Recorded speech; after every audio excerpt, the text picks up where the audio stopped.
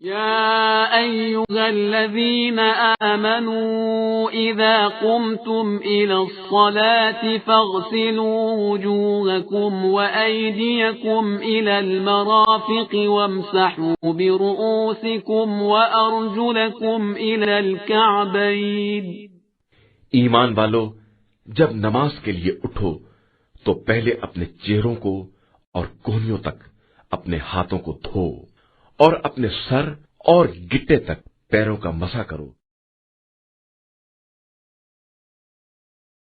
بسم اللہ الرحمن الرحیم. الحمدللہ رب العالمین وصلی اللہ علی محمد وآلہ الطاہرین. موضوع گفتگو وضو، اور ہماری اس گفتگو کا عنوان ہے خواتین کے بعض مسائل کے جن کا تعلق ہے وضو سے. گو کہ توضیح مسائل میں اس قسم کا کوئی چیپٹر الگ سے نہیں ہے، لیکن کیونکہ بعض دفعہ خواتین اس موضوع میں سوال کرتی ہیں تو لہٰذا اسی وجہ سے ہم نے اس موضوع کو بھی الگ سے رکھ دیا ہے. ایک سوال یہ ذہن میں آتا ہے، کیا اگر نامحرم کے سامنے وضو کیا جائے تو یہ وضو صحیح ہے؟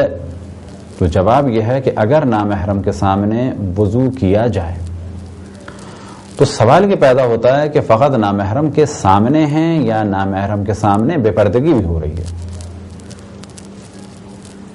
تو اگر نامحرم کے سامنے وضو ہو رہا ہے، فرض کریں کہ ہمارے سر پہ ایک چادر ہے اور نامحرم پیچھے کی جانب سے فقط ہماری پشت کو دیکھ رہا ہے اور بے پردگی نہیں ہو رہی، تو یہ عمل بھی صحیح ہے اور وضو بھی صحیح ہے. لیکن اگر نامحرم ہمیں بے پردہ دیکھ رہا ہے، یعنی نامحرم کسی خاتون کو بے پردہ دیکھ رہا ہے، تو ایسی صورت میں یہ عمل حرام ہے اس کے سامنے بے پردہ ہونا، لیکن وضو صحیح ہے. بس گھر میں خواتین اگر وضو کر رہی ہوں اور بے پردگی کا خوف ہو تو واجب ہے کہ ایسی جگہ جائیں کہ جہاں پر کوئی نامحرم انہیں نہ دیکھ رہا ہو. لیکن اگر وہ نامحرم کے سامنے وضو کر رہی ہیں تو یہ ان کے سامنے بے پردہ آنا حرام ہے، لیکن وضو صحیح ہے. اگلا سوال کہ اگر کوئی وضو کرے اور اس کے بعد نامحرم کے سامنے آ جائے تو کیا حکم ہے؟ تو کہا جائے گا کہ اگر کوئی وضو کرے اور اس کے بعد نامحرم کے سامنے آ جائے تو پھر دو سوال ہوں گے. اگر نامحرم کے سامنے آیا ہے پردے میں تو یہ کام جائز ہے، اور اگر نامحرم کے سامنے آیا ہے بے پردگی کے عالم میں تو یہ عمل حرام ہے، گناہ ہے، لیکن اس کا وضو صحیح ہے. اگر وضو کے بعد نامحرم کو چھوا جائے، اب یہ چھونا بغیر شہوت کے ہو تو بھی حرام ہے، اور اگر شہوت کے ساتھ چھوا جائے تو بھی حرام ہے، لیکن وضو اس کا باطل نہیں ہے. ایک اور سوال کہ اگر کوئی وضو کے بعد معاذ اللہ فلم دیکھے یا گانا سنے تو کیا اس کا وضو باطل ہوگا؟ تو جواب یہ ہے کہ یہ دونوں کام، البتہ فلم سے مراد کوئی ڈاکومنٹری یا جائز فلم ہے تو کوئی حرج نہیں ہے، لیکن اگر کوئی حرام فلم ہے، یعنی ایسی فلم ہے کہ جس میں حرام ہے، تو ایسی فلم دیکھنا حرام ہے، گانے سننا حرام ہے، لیکن ان سے وضو باطل نہیں ہوگا. بعض دفعہ خواتین کے ذہن میں یہ سوال آتا ہے کہ خواتین کے وضو کا طریقہ الگ ہے، تو یہ قطعاً غلط نظریہ ہے. خواتین کے وضو میں اور مردوں کے وضو میں، خواتین کے غسل میں اور مردوں کے غسل میں، خواتین کے تیمم کے طریقے میں اور مردوں کے تیمم کے طریقے میں کسی قسم کا کوئی فرق نہیں ہے. بعض دفعہ خواتین کہتی ہیں کہ ہم نے سنا ہے کہ خواتین پر ہاتھ دھونے کے لیے واجب ہے کہ اندر کی جانب پانی ڈالیں، تو اس جانب ہم پہلے توجہ دلا چکے ہیں کہ مردوں کے لیے مستحب ہے کہ پہلی دفعہ پانی ڈالیں تو یہاں ڈالیں کونی پر، اور دوسری دفعہ پانی ڈالیں تو اندر کی جانب ڈالیں. خواتین کے لیے مستحب ہے کہ پہلی دفعہ پانی اندر کی جانب ڈالیں اور دوسری دفعہ پانی کوہنی پر ڈالیں. یہ عمل مستحب ہے، واجب نہیں ہے. لہذا اگر مرد ہاتھ دھونا چاہیں اور اس کام کو انجام نہ دیں تو ان کا وضو بھی صحیح ہے، اور خواتین اگر ہاتھ دھونا چاہیں اور اس استحباب کو انجام نہ دیں، اس کام کو انجام نہ دیں، تو ان کا وضو بھی صحیح ہے. ایک سوال کہ جس کی جانب بہت زیادہ توجہ رہنی چاہیے وہ یہ کہ اگر ہاتھوں میں نیل پالش ہے تو بلا شک وضو نہیں ہو سکتا. اسی طریقے سے اگر ہاتھ یا پاؤں میں نیل پالش ہے یا کوئی چیز ایسی ہے جو پانی نہیں پہنچنے دے رہی تو غسل بھی نہیں ہو سکتا. لیکن سوال یہ پیدا ہوتا ہے کہ ہاتھوں پہ نیل پالش نہیں ہے یعنی ان ناخنوں میں، اور پاؤں کے ناخنوں میں نیل پالش ہے، تو کیا وضو ہو جائے گا؟ تو جواب یہ ہے کہ پاؤں کے مسح کے لیے شرط ہے کہ اگر اسے آپ تصور کریں کہ یہ پاؤں ہے تو شرط ہے کہ انگلیوں کے اس سرے سے مسح کو شروع کیا جائے اور یہاں بلندی تک، اور بہتر ہے جوڑ تک لایا جائے۔ اب اگر ان سب میں نیل پالش لگی ہے، فرض کریں یہ پاؤں ہے اور یہ 5 انگلیاں، تو وضو نہیں ہوگا اور یہ مسح باطل ہے۔ لیکن اگر یہ تصور کریں کہ 5 انگلیاں ہیں پاؤں کی اور ان میں سے کسی ایک انگلی پہ نیل پالش نہ لگائی جائے اور پھر ہاتھ پھیرتے وقت اس طرح سے ہاتھ پھیرا جائے کہ یہاں سے ابتدا ہو کے ایک ایسے ناخن سے مسح شروع ہو کہ جس پر نیل پالش نہیں ہے، تو اب اگر یہاں سے یہ ہوا اور یہاں تک اس طرح سے مسح ہو گیا تو صحیح ہے، کس بنیاد پہ صحیح ہے؟ کیونکہ شروع ہوا پاؤں کی ابتدا سے مسح اور ایک ایسی انگلی پر بھی مسح ہوا کہ جس پہ نیل پالش نہیں تھی، تو اس صورت میں تو نیل پالش لگانا جائز ہے، البتہ کب؟ کہ جب غسل جنابت یا واجب غسلوں کو انجام دیتے وقت یہ نیل پالش یا کسی قسم کی رکاوٹ نہ ہو۔ بس فرض کریں کسی پر کوئی غسل واجب نہیں ہے اور پھر اس نے نیل پالش لگائی پاؤں پہ خالی، اور بعد میں وضو کیا اور ایک انگلی کم سے کم چھوڑی ہوئی تھی تو مسح صحیح ہے، لیکن بہتر یہی ہے کہ باقی انگلیوں پہ بھی نیل پالش نہ ہو۔ اب بعض دفعہ سوال یہ کیا جاتا ہے کہ خواتین نیل پالش کا استعمال نہ کریں، حرام ہے۔ کچھ لوگ بڑے آرام سے کہہ دیتے ہیں کہ حرام ہے۔ نہیں، حرام نہیں ہے، البتہ یہ نیل پالش حرام کب ہو جائے گی؟ کہ جب اس کی وجہ سے جان بوجھ کے نمازیں قضا ہوں۔ نمازیں کب قضا ہوں گی؟ جب وضو صحیح نہیں ہوگا۔ نمازیں کب قضا ہوں گی؟ جب غسل صحیح نہیں ہوگا۔ لیکن اگر ایک خاتون فرض کریں کہ وہ اپنی نجاست کے ایام میں ہیں، پاؤں میں اور ہاتھوں پر نیل پالش لگائیں، تو اس وقت تو ان پہ کچھ واجب نہیں ہے۔ پھر جب غسل انجام دینا چاہیں تو اس سے پہلے تھنر کے ذریعے سے یا جو بھی نیل پالش ریموور ہو اس کے ذریعے سے ہاتھوں اور پاؤں کے ناخنوں پہ سے اس نیل پالش کو ہٹا دیں اور اس کے بعد غسل کر لیں، تو ابھی غسل صحیح ہے۔ غسل کے بعد وضو کریں، وضو بھی صحیح ہے۔ اسی طریقے سے ایک سوال یہ ہوتا ہے کہ اگر ہم وضو کر لیں اس کے بعد نیل پالش لگا لیں تو کیا جائز ہے؟ بالکل جائز ہے۔ بعد میں نماز پڑھ لیں، پھر اس کے بعد تقریب میں چلے جائیں، تقریب میں سے آنے کے بعد اگلی نماز سے پہلے، یعنی اس کو انجام دینے کا جو بھی وقت ہو آخری، اس سے پہلے لازم ہے کہ اس نیل پالش کو چھڑایا جائے۔